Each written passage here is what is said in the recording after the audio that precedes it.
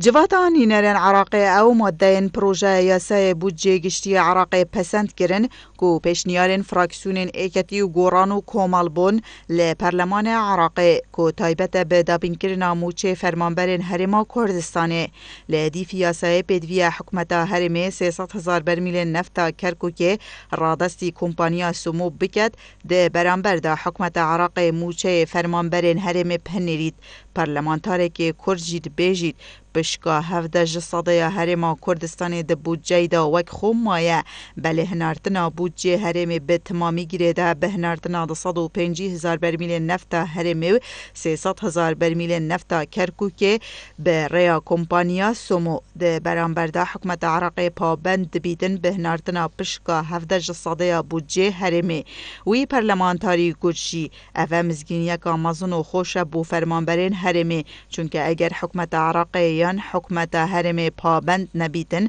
لوی دمی فرمانبرین هرم دشن لدادگاه فدرالی سکالای لسر وی ولاتی تومار بکن کو پابندی وی پروژه نبیتن هر واسا کردو لانین عراقی درباره موچه فرمانبرین هرم رکفتنو لگو رکفتن جی هر پارک جلای بغدا بهتا هنارتن بتنه بو موچه فرمانبران دهتا خرج کرنو حکمت هرم جی نکارید پاشکفتن تیدا بکتنو پیدانا موچه جی گیرو بکتن درباره پیشمرگی جیوی پرلمانتاری گوت دیوان مادهین هاتینا پسند کرن برگه اکتدای تایبت به موچه پیشمرگی گوته داد بجید وزارت براوانی عراق وزارت پیشمرگی به هماهنگی موچه پیشمرگی دابیم بکن گوشی همی فراکسیون پرلمانی آماده بونو دنگ به پروژه یاسایی دای بتن فراکسیونا پارتی نبیتن گو او پروژه رد کرو بایکوتا کومبونه کر جلاک دن و حکومت هرمی راگهاند ده پروژه ده همی داخازین کتلین کردستانی تیدا بنجه نکرینه